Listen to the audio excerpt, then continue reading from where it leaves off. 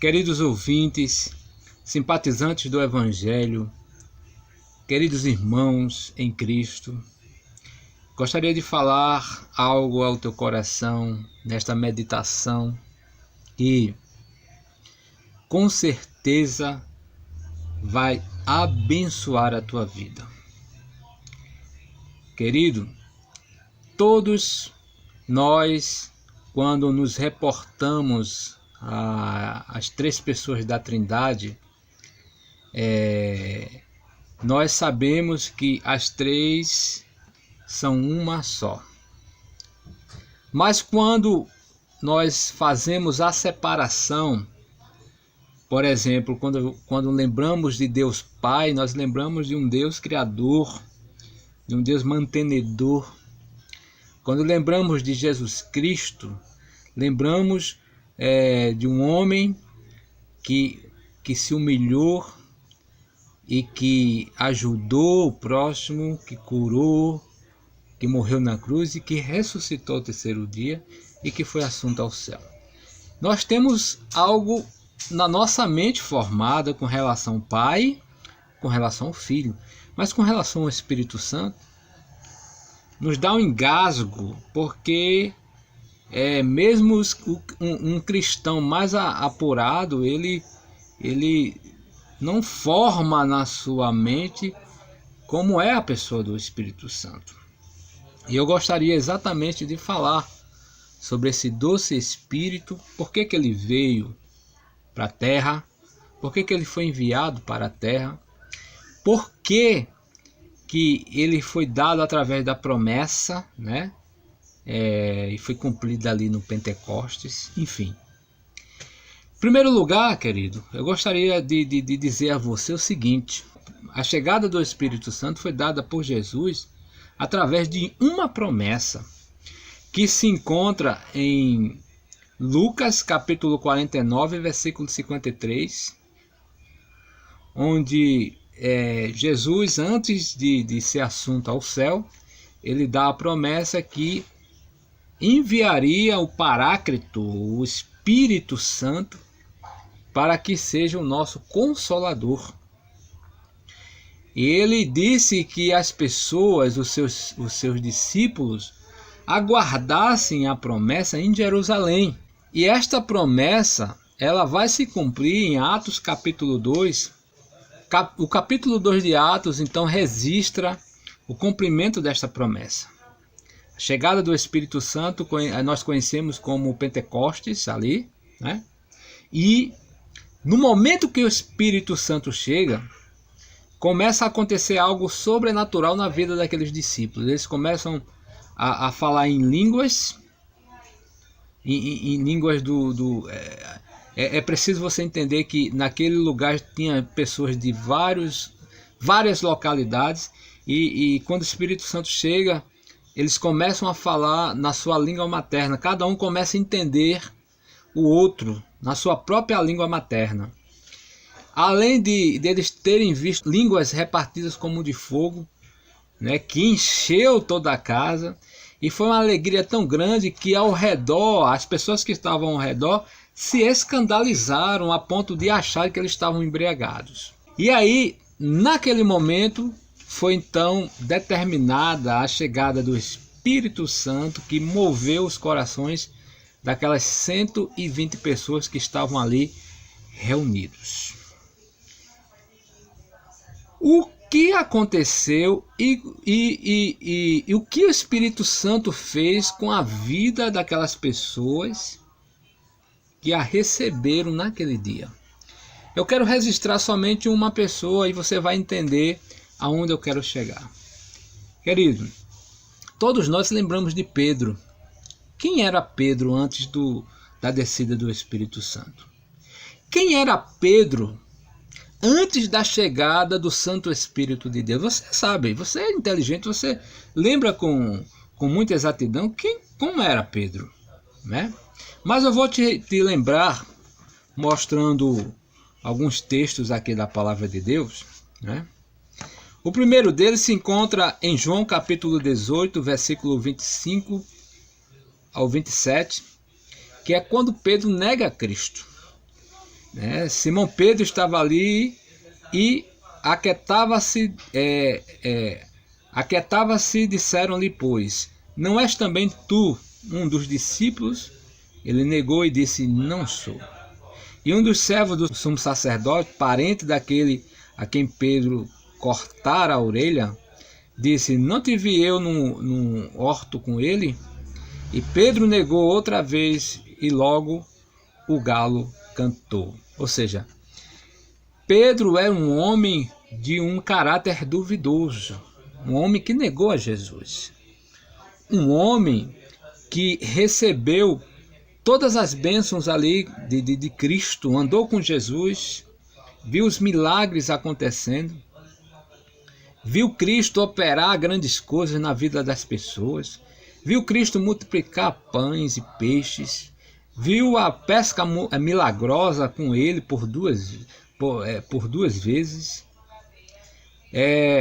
Pedro foi um homem que andou por sobre as águas, mas era um homem de um caráter duvidoso, negou a Cristo no momento em que deveria testemunhar de Jesus. Esse é o Pedro, que talvez se identifique comigo e com você. Este é o Pedro antes da chegada do Espírito Santo. Outro texto que relata, né, é Lucas 22:31, né, quando o diabo, né, fala com Jesus e pede para peneirar a vida de Pedro. E Cristo diz que orou por Pedro, intercedeu por Pedro para que ele não desfaleça a sua fé. Então você vê que no meio de 12, o diabo quer mexer logo com quem? Com Pedro. Por quê? A gente vai entender no versículo seguinte, quando Jesus disse, quando você se converteu, ou seja, aparentemente Pedro não era nem convertido, precisava se converter, ou seja, estava com Jesus, mas não era convertido. Pode um crente estar na igreja, está lendo a Bíblia, está indo para a escola dominical, está indo para a oração e não ser convertido? Claro que pode. Tem muitos assim. Não teve um encontro com Jesus, não teve um encontro com o Espírito Santo. A vida dele não mudou ainda. Esse era o Pedro, né? Um Pedro onde o diabo cirandava na vida dele. Graças a Cristo que orou por ele. Pedro era um homem violento, né? João capítulo 18, versículo 10. Então Simão Pedro, que tinha espada, desembainhou e feriu o servo do sumo sacerdote, cortando-lhe a orelha direita. O nome do servo era Malco. Então você vê que Pedro era um homem violento, um homem que não media esforço para agir de forma bruta, de uma forma grotesca, com violência. Então, era um homem de um temperamento, de um pavio curto. Esse era o Pedro antes da chegada do Espírito Santo. Tem um outro texto que eu não anotei aqui, que fala que Pedro, né, de Cristo estava... os discípulos foram para Jerusalém procurar pousada para Cristo, né, os discípulos de Jesus, e eles não encontraram. E no momento que eles vão dizer a Cristo que não tinha pousada ali no lugar para Jesus, Pedro diz que não, pergunta a Jesus se não quer que ele ore para que Deus mande fogo e extermine todo aquele povo ali que negou da morada, né, dali uma morada a Cristo naquele dia, né, dar uma pousada a Cristo naquele dia. Então você vê o coração deste homem querer matar uma multidão de gente só porque não encontrou lugar para Jesus ali. Jesus repreendeu ele de imediato, disse, não, esse não é o espírito que eu vim não, Pedro. Eu vim para salvar as vidas, não vim para perder as vidas. Então esse era o Pedro, querido. Um Pedro, sabe, desmantelado, podemos dizer assim. Um Pedro violento, um Pedro sanguinário, sabe, um Pedro de um caráter duvidoso, um Pedro que sempre vivia se atropelando. Mas aí esse Pedro, juntamente com os discípulos, recebe uma promessa da chegada do Espírito Santo. E como foi dito em Atos capítulo 2, se cumpre esta promessa. E naquele momento em que o Espírito Santo ele fala aos corações ali, acontece um reboliço naquele lugar, sabe, de forma sobrenatural. E Pedro ele levanta-se naquele lugar para dizer o que estava acontecendo. Após a chegada do Espírito Santo, Pedro se levanta e ele fala que aquilo foi uma promessa que estava se cumprindo e que naquele momento as pessoas deveriam se arrepender para ganhar o dom do Espírito Santo. E o que é que acontece, meu querido? Aquele Pedro medroso, duvidoso, ele começa a falar de uma forma ousada, com a autoridade do Senhor, e naquele dia se converte 3.000 almas. Em uma só pregação se converte 3.000 almas. A verdade é, e você vai conferir comigo, que a vida deste homem chamado Pedro mudou radicalmente. Atos capítulo 9, versículo 40. Pedro e João estão entrando num templo de Formosa e lá se encontra um paralítico que pede esmola. Pedro olha para ele nos olhos do paralítico e diz: não tenho ouro, não tenho prata, mas o que eu tenho eu te dou. Em nome de Jesus, levanta e anda. E o paralítico, de um salto só, fica curado da sua paralisia. Este é o Pedro depois que recebeu o poder do Espírito Santo. Veja mais. Atos capítulo 4, versículo 19 ao 20. Pedro é levado ao Sinédrio por um milagre que tinha feito a uma pessoa. E o Sinédrio, as autoridades religiosas, não podiam, como eu posso dizer, eles não podiam negar o milagre que tinha sido feito.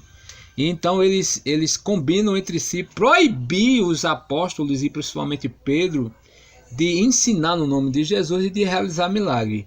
O problema é que quando chamam Pedro para falar isso, não era mais aquele Pedro antes do Espírito Santo, era o Pedro cheio do Espírito Santo, que diz às autoridades que não pode ficar calado diante daquilo que ouviu e daquilo que viu, e que importava obedecer a Deus do que aos homens. Então esse era um Pedro ousado, um Pedro cheio de ousadia, de autoridade.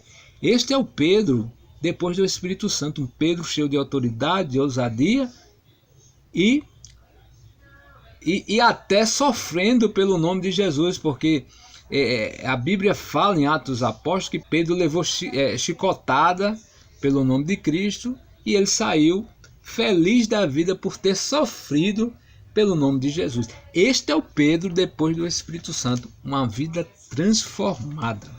Os cristãos de Corinto, eles não conheciam o Espírito Santo. Você vai conferir comigo isto, tá bom?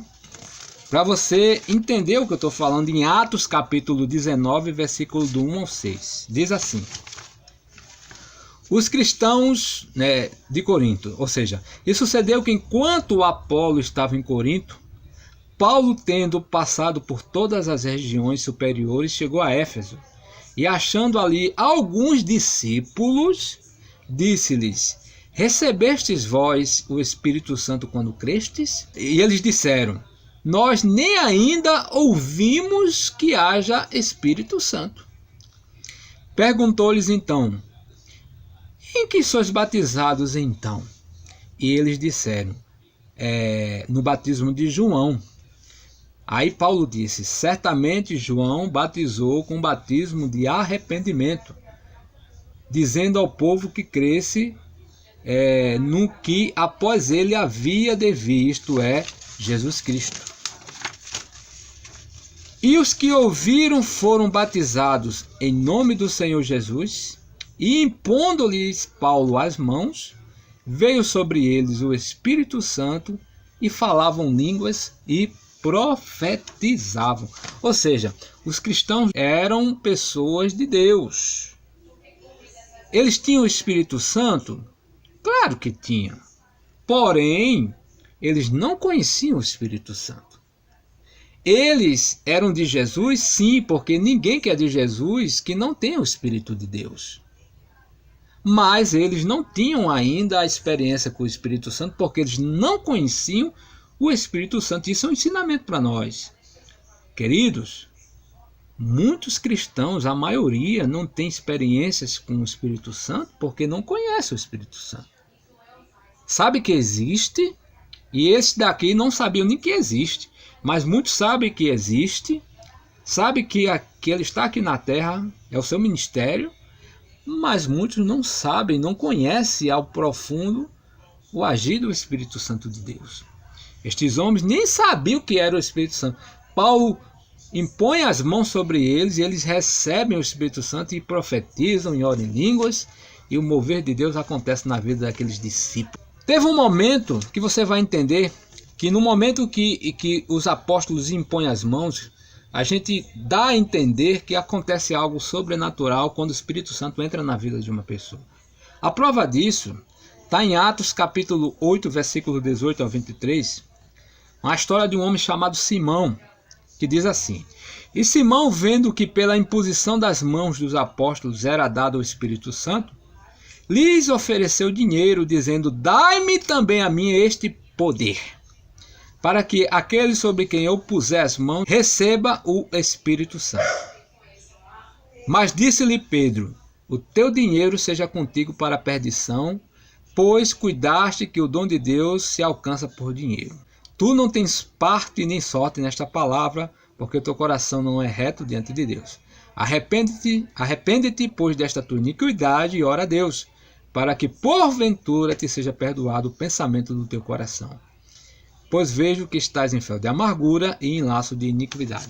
Queridos, Simão viu que quando os apóstolos colocavam as mãos sobre os discípulos e eles recebiam o Espírito Santo, quando os apóstolos colocavam as mãos sobre o povo, que o povo recebia o Espírito Santo, ele viu o poder de Deus sendo manifestado. Ele viu algo acontecendo, é tanto que ele ficou querendo este poder da imposição de mãos, para que quando os apóstolos colocavam as mãos, as pessoas recebiam a Espírito Santo, e ofereceu dinheiro, achando que aquele poder era dado por dinheiro. Ele viu algo diferente quando o Espírito Santo entra na vida da pessoa. Por isso ele ofereceu dinheiro. O que eu quero dizer com isso, querido? Desde a história que eu contei de Pedro, como ele era antes da chegada do Espírito, e como ele ficou depois. O Espírito Santo é para todo aquele que crê em Jesus. Qual é o papel do Espírito? É fazer com que o homem creia em Cristo e que este homem testemunhe de Jesus. O poder de Deus é manifestado na vida daquele que crer, para que este homem seja um testemunha fiel de Jesus aqui na terra. Os milagres que acontecem com aquele que tem experiência com Jesus, com aquele que tem experiência com o Espírito Santo, os milagres que acontecem são só consequência da fidelidade e do testemunho que o Espírito Santo dá a todo aquele que crer nas Escrituras Sagradas. Por isso, este Simão viu o poder de Deus e queria para si. É um poder que é dado a todo aquele que recebe o Espírito Santo. E eu quero nesta noite te desafiar a buscar o Espírito de Deus. Se a tua vida continua a mesma, você está dentro de uma igreja, anos a fio, e a tua vida nunca mudou, a tua vida é a mesma há anos, eu te desafio a procurar o Espírito Santo de Deus. Não que você não tenha, você tem. Não estou dizendo que você não tem o Espírito, mas o Espírito Santo é uma fonte inesgotável. Busca uma experiência com ele e você verá como ele vai transformar a tua vida radicalmente, poderosamente. Como o Espírito Santo quer te usar, meu querido e minha querida. Como o Espírito de Deus quer te usar Basta você o procurar, basta você desejar, basta você pedir a Deus que Ele vai dar o Espírito Santo a você. Sabe, busca a plenitude, busca o enchimento, busque, sabe, ser cheio desse Espírito. E não só você vai ser transformado, como você vai ser usado para transformar vidas ao seu redor, a tua família, a tua vizinhança, a tua casa. Assim como foram os apóstolos, os discípulos, essa promessa é para mim e para você também, tá bom? Que você tenha uma boa noite e você nunca esqueça que o Espírito Santo está te esperando o momento que você vai se entregar para Ele. O Espírito Santo está te observando no momento que você se ajoelhar e você clamar pelo nome dEle e dizer: Espírito Santo, enche a minha vida. Que Deus te abençoe rica e abundantemente.